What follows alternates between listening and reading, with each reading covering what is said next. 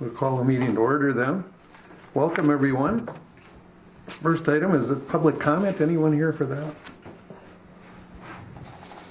You can always, don't be afraid to step.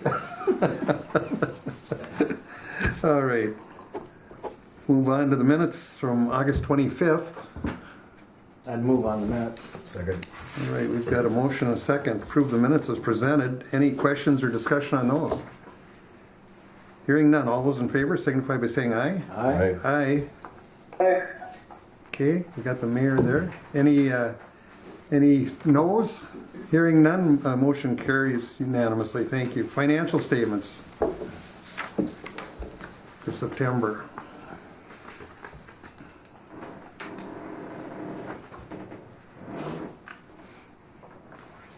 I didn't see anything out of line.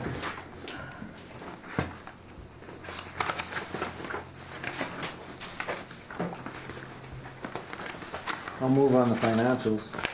All right, we've got a motion. By Commissioner Briggs, there a second? Well, second. Okay. Got a motion and a second for the financial statement. Kyra, anything to add to that? I'll just note that there is one bill to Farner Asphalt in the amount of $284.64, and that was for some striping that was done back in 2019. Is that correct, Thor? That is correct. So that would be the only one that is out of the ordinary. Well, that was a long time to wait to get paid, huh? Yeah. Typical airport project. What happened to your voice?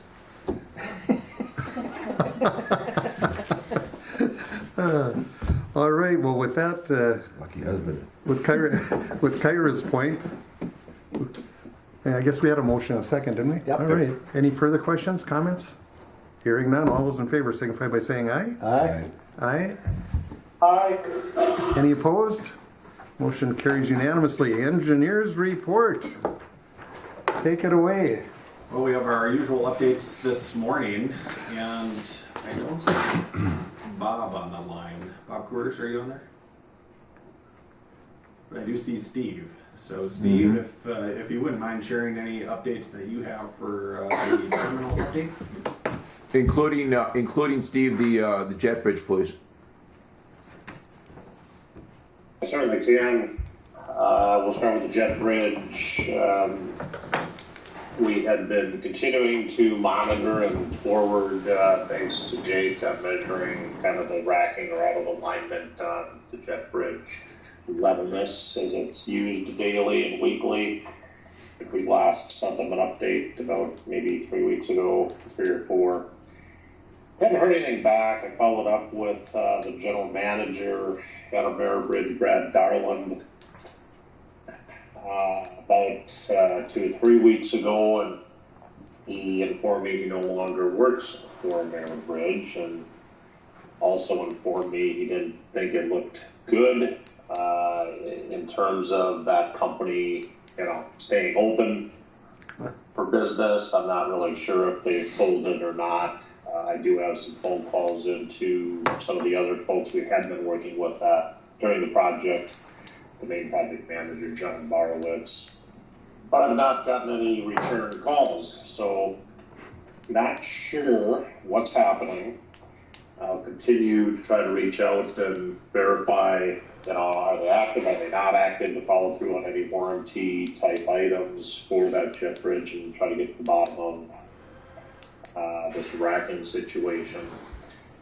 Brad did give me the name of another company that he feels is very good and qualified. That may be an option to look at future service work on that unit. Certainly that would not be under warranty at that point, but if Ameribridge is no longer in business, then the warranty is going to go away anyways. But I will continue to follow up on that. That's as much as I know today. And then hopefully I'll be able to get in touch with some folks at Ameribridge, and then I'll certainly follow through and touch bases with this alternate company that Brad Darland had recommended, and if we can't find out their potential interest in doing some service work at International Falls. Any thoughts or questions? Any Well, further updates, Thor, from Jake on the racking situation? Negative. I was talking with Councilor Briggs, and we were discussing it.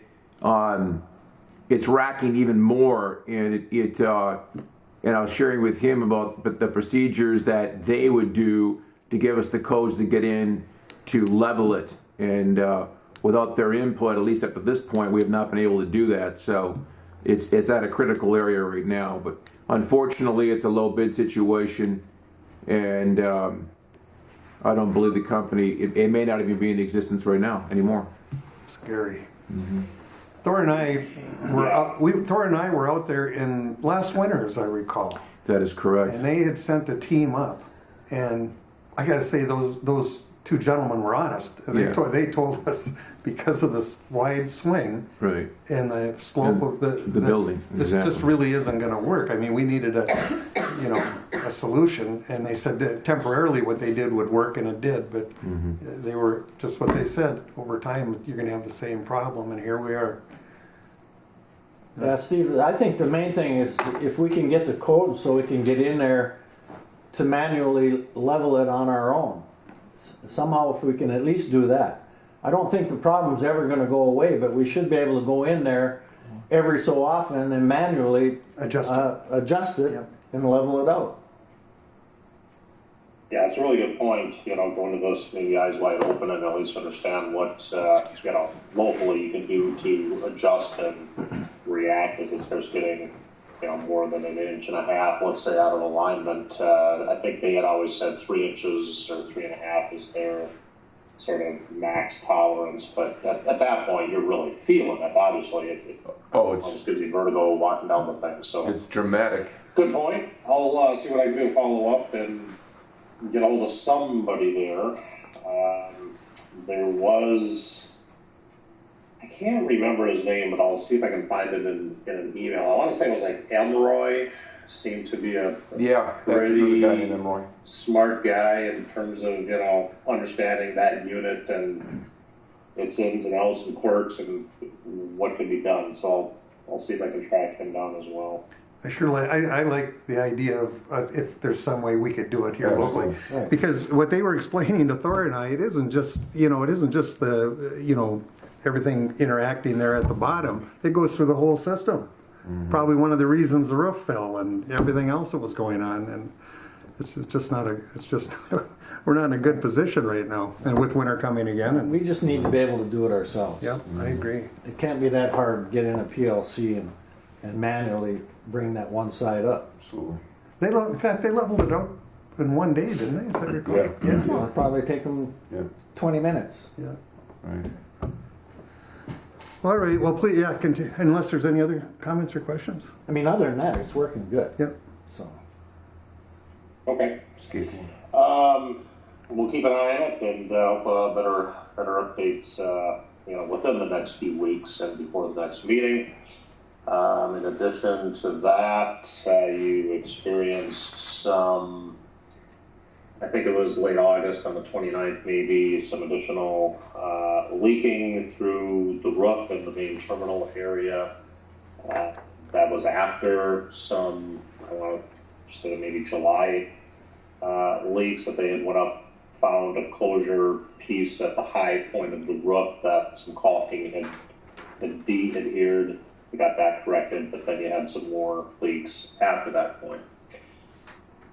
Terry Marty with Range Corners did get back to me yesterday. Apologize, he's not been able to get back up and look at those additional 4 or 5 drips that Thor and Jake had noticed. But he is going to try to get back up there this week. I think he may have reached out and had a conversation with either Thor yourself or with Jake Haney a week or two ago. He did with Jake, that's correct. Okay. And was going to try to get up there, but it was just rainy on whatever particular day he was planning on heading up and couldn't, or maybe even did come up, I don't know, but could not see anything and there were no drifts, so that maybe was good, but I suspect it's still this southeast driven rain that may push up against that closure panel, and he just needs to go inspect all of the caulking. He must have hit the only Look at day. that detail. That's the only day it rained all summer. The day he was looking. There wasn't much, was there? No. But we did pull all the details and look at that. I did confirm with him that, yeah, the detail from themselves and their product manufacturer is correct. There is supposed to be a caulk joint there, but it's also supposed to be down onto a kind of a piece of tape that should also seal it. So, but you know, metal, expansion, contraction, hot, cold, things are going to move. If we understand that, and he is still certainly honoring that roofing warranty. They'll have to kind of keep an eye on that. Any caulk joints, year to year, you know, maybe there is manual inspection or every other year inspection of the caulk joints. So more to follow. We'll hopefully see him back up there this week. He can do some more investigation of that top roof seam, see what he can find. Other than that, Thor, you and I talked about a week and a half, 2 weeks ago. You were curious on the regulator in the mechanical room on the boiler. Yes. Which I do have a call into Thermal Solutions. I've not heard back yet, but I'll try to connect with the right person there. Thank you, Steve. And just follow up to be Yeah. sure, you know, as we last left that I recall, we were going to leave that alone after they had rebuilt the boiler. Maybe that was part of the issue. We're not sure, but it certainly seemed to work fine at the tail end of last winter with no issues. So we'll continue to monitor that as we're getting into the heating season again this year and see. But I'll circle back with them and make sure we should or should not do anything further with that regulator. Thank you. Any other? And that's really it. There's still kind of a roof-to-roof connection between the Phase 1 and Phase 2 addition that we've done some good research, some thermal imaging. We've had some good discussions with SEH Alliance and ourselves.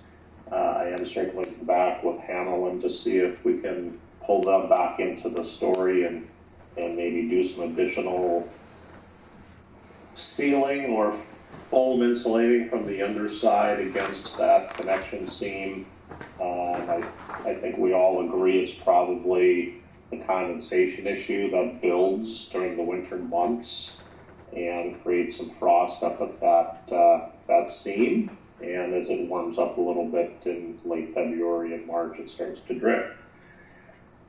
We are fairly confident that it's not a roof leak, but again, truly just probably a condensation issue. But more to follow. Not connected formally with Hamelin TNT Construction, who completed that particular connection detail. But I'll see if I can get a hold of those folks and continue that discussion. That's it from my end. If there's any further questions or any new items I'm not aware of, please let me know. Questions, comments? Thank you for the great work, Steve. Yeah, thank you, Steve. Appreciate it. Yeah, you're welcome. All right, we'll move on to SEH. And Chelsea has the updates for us this morning, calling in remotely. Morning, everyone. Good morning. Hope everything's going well up there. I'll start with the Phase 1 project update. So there are still some minor punch list items to be completed, hopefully by the end of this fall here, and then close out in the next month or so. For Phase 2, we also have a few punch list items remaining, including grass growth and some minor pavement rehab. The reseeding was going to take place this week, but after further review of the temperatures and possibly freezing, we are going to wait until spring of 2022 for that. It'll be before June, before the first weekend in June is when they're planning to have that done. So we will have that, and then we'll close out that project then. Is there any questions with Phase 1 or Phase 2? No. All right. For the weather balloon, the closeout process is underway, including the ALP updates. in conjunction with the runway reconstruction project. I'm assuming you guys have already looked at the pay application in your report, but the pay application number 5 in amount of $32,985.72. Please consider that if you haven't already. Did you guys already approve it? You're recommending, right? Yes. Yeah, I think it's already been considered as part of the financials, so we're good there, Chelsea. Good. Okay. This is the final pay application. The project construction, inclusive of this pay application, totaled at $548,000, with some, which is a little higher than the contract amount was, but the overages were due to some topsoil borrow.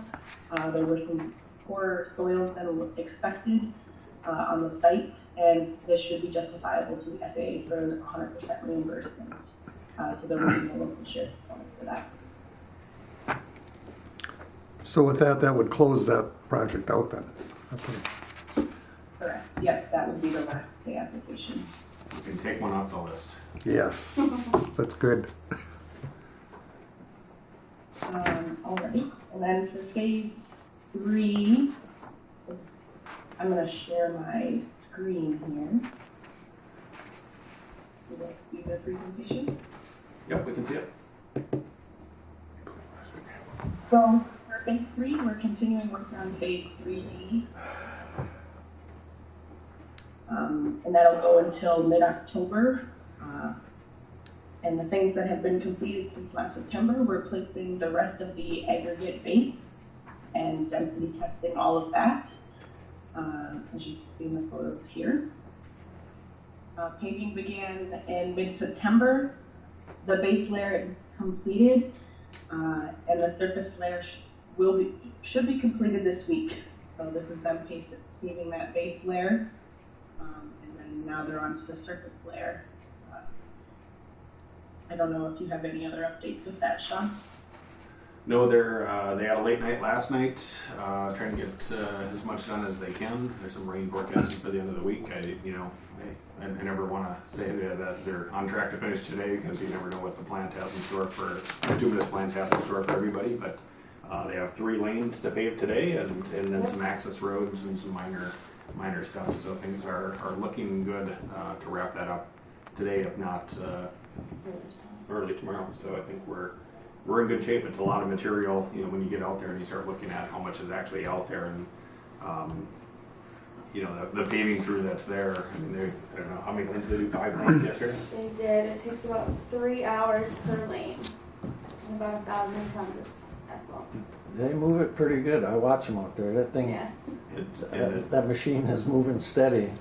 Yeah, I think it's 1 mile each way. Right. So and they did 5 lanes. They figure 5 miles of. That's a lot of With material. 3 plant shutdowns yesterday. Wow. So. Yeah, that thing cooks pretty good over there. But Well, there's a Walt's, lot of material having to go through there when you think yeah, about absolutely. Walt's done a lot of this in his lifetime and career, and I mean, what I'm amazed at is the weather, how the weather held up for this project. it. It made a big difference. Well, we can get you back in there if you want. For this time of year to have the heat, because that heat's got to help. Yeah. Having good warm 70, 80 degree days has got to help them get that stuff. As we hit October, unbelievable. Yeah. The sun was feeling warm and warming up that surface too. So. Yeah. Okay. Some other items that have been done in the last month are grading the runway safety area, the drain tile outlet pipe installation, and then also placement of the runway edge light cams and conduit, and all the electrical components for those lights and signs, and the truth remaining and guidance signs. So you can see that they're paving around the edge lights and then coring them and putting concrete around them so that they have a nice flush look with the pavement. Good. As far as the next couple of weeks, we'll start to do the pavement markings for runway 1331. The edge light will actually be installed, not just the cans, pouring inspection pits to the pavement surface, as well as final grading to runway 1331 standard.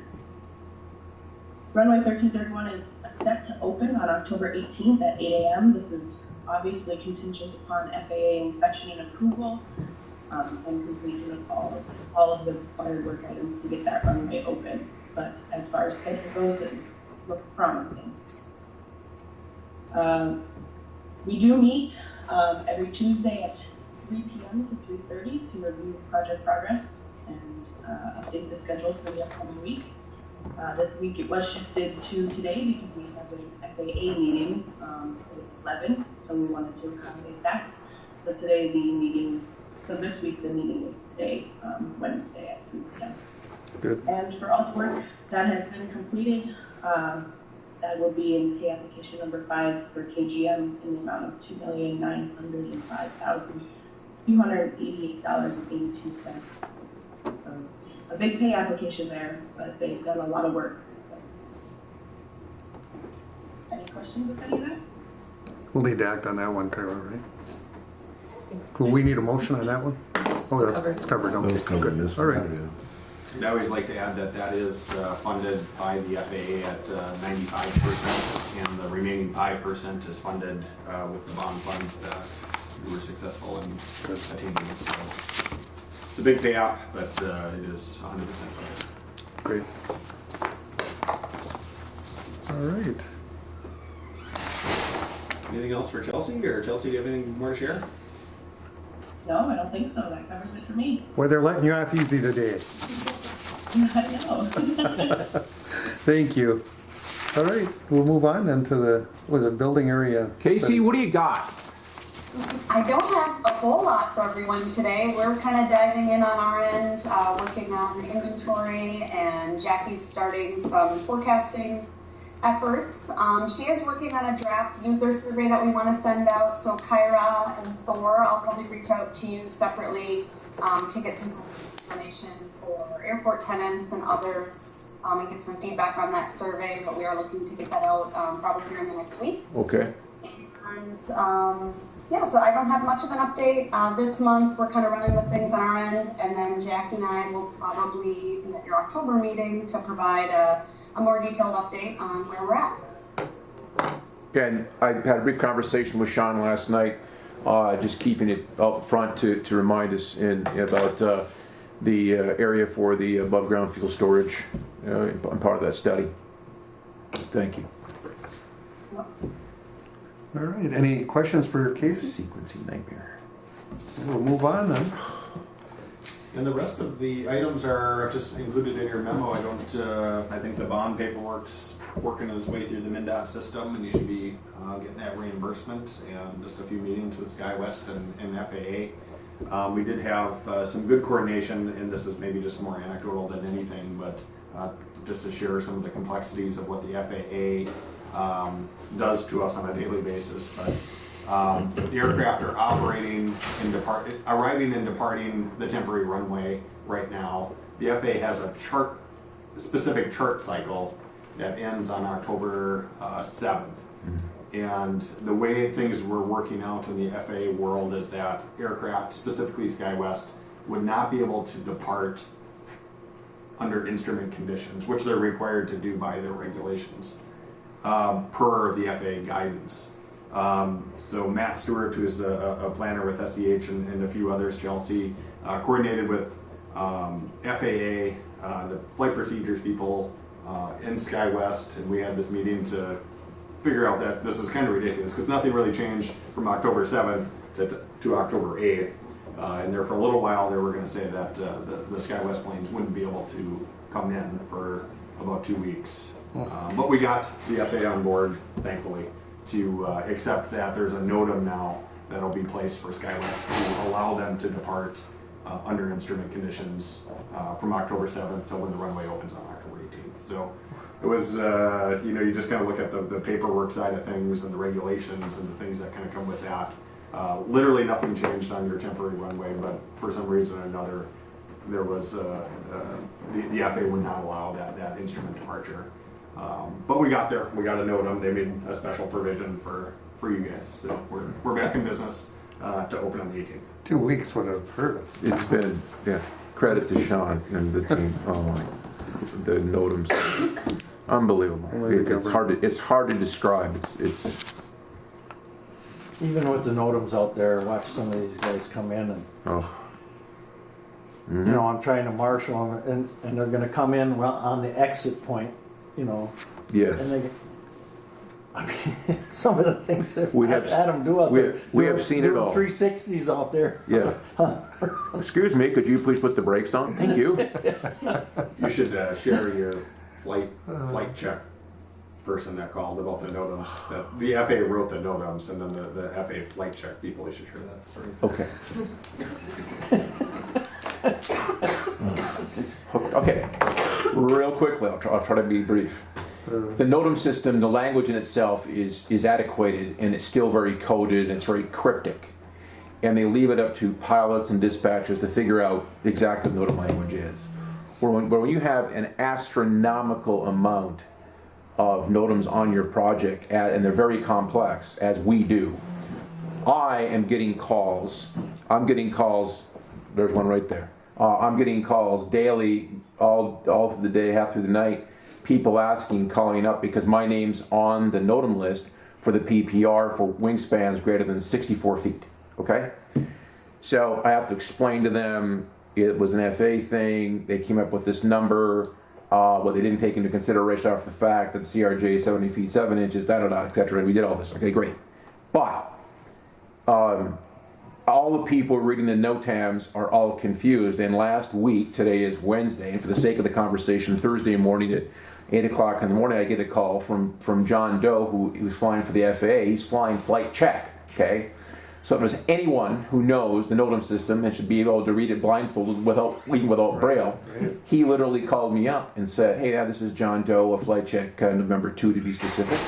And it's a Cessna Citation XL, and arriving at 4 p.m. today. But he said, he said, I'm having a real tough time with the NOTAMs. Could you please tell me what it says?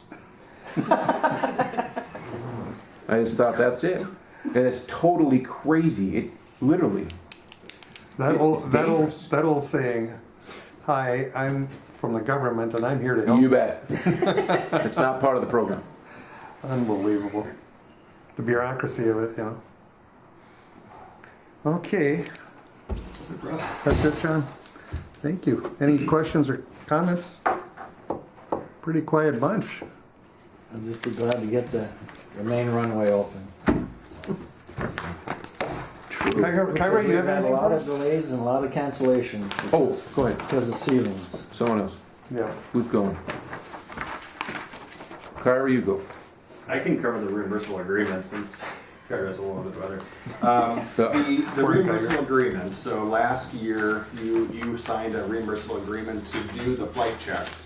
That's a process for FAA to come back and recommission your instrument approach procedures, your existing lighting systems, and your newly installed lighting systems. We had planned for, I believe, 2 flight checks, one to do the temporary runway and one to do the new runway once it was available. They have since determined that they now need another flight check to complete the appropriate work to commission all of the things. So there's a VOR now. I'm not sure what exactly is on the list, but there is another flight that accounts for another amendment to that reimbursable agreement. Chelsea, do you recall the amount in there? We could probably. Yeah, let me pull that up real quick. We'll have that here in a minute, but it's essentially just amending the existing agreement that you've approved at a previous meeting, and that just allows for another flight. They don't stay overnight. I think they fly here and then fly home, and then they'll fly here again the next day and fly home. So Yeah, they'll only do one event per check, and even though they have all the time in the world, that's not how the system's built. If they show up and they're going to do they will do, like as an example, they'll do a runway 31 ILS check. They will do nothing else. They will not check anything else. We'll have them here. We'll be ready. Come on, guys, let's do it now. No, we can't do that. We got to come back. When? 4 weeks. Crazy. Basically all they're doing is touch and goes, right? Things like that. There's all kinds of. That's some of it. Look at the markings. It's the lights, the color of the lights. PAPI angles, ILS, glide slope angles, localizer center position points. It's unlimited. It just goes on and on, yeah, so. It's become such a bureaucracy, that's. Yeah, it's crazy. We are thankful though that we were able to get that scheduled because it is Oh, I scheduled agree. for the 13th and 14th, which is going to have some construction impacts for us. But to have that occur those days allows for runway on the 18th with that, that instrumentation. So Chelsea, any luck? Yep, I did find it. It's $33,475.68. So I'd like to say you had a choice in the matter, but you really don't. You gotta do it, right? What kind of aircraft they flying now? The Citation XL could be a King Air, could be a Challenger even. They got a whole fleet of them. I think they fly from Michigan Yeah. most of the time, so Battle Creek, Michigan. This is part of the grant, part of the bonding, everything's eligible, so 100% funded by FA. Okay. So if there's right side. So we don't need to act on anything. I think you need to approve the reimbursable agreement Okay. So moved. amendment. Second. Okay, we've got a motion, a second. Any questions or discussion on that? Hearing none, all those in favor signify by saying aye. Aye. Aye. Those opposed? Motion carries unanimously. Anything else? Then I think, nope, that's it for. That's it. Any questions for Sean? He's getting a little grayer working with us, I've noticed. Is that gray or is that more skilled? Distinguished. That's a more distinguished look at it. Mine is going through a whiter phase, yeah. Well, speaking of whiter phase, Yeah, managers report. I've only got one thing. We've got the old runway broom for sale on an auction site, a large auction site. Lots of national coverage on it, and I think that comes up in a week. So we'll see. We'll see what we can get for it. I had been in contact with a company in Canada, and that specializes in this size of brooms, and you can't give them away. They're really difficult. So we'll see. This is a little different target point for sale, but we'll see. It's probably the value of the unit's probably more.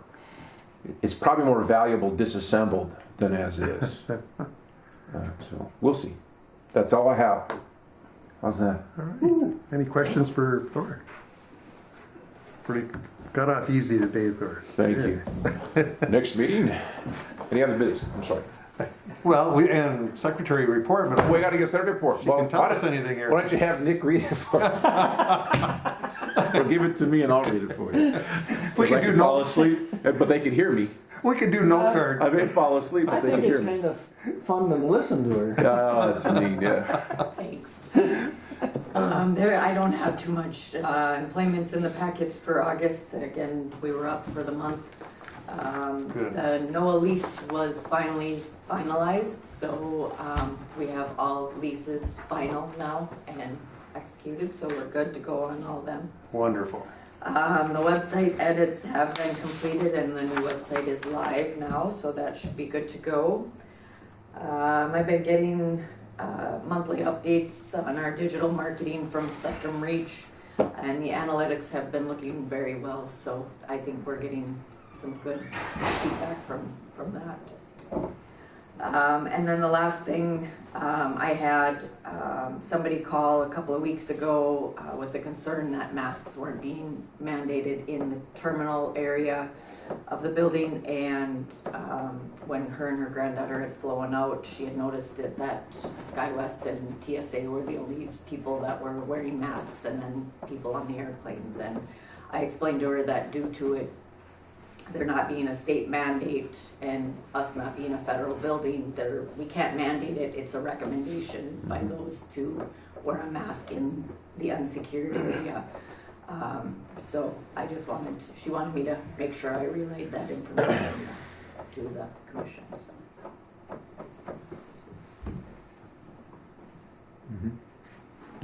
Thank you. Questions, comments? All right. Kyra, Thanks, thank you. Kyra. I hope get that better. Yeah, it's not any fun. No. All right. Any other business? Negative, gotta set the meeting date. October.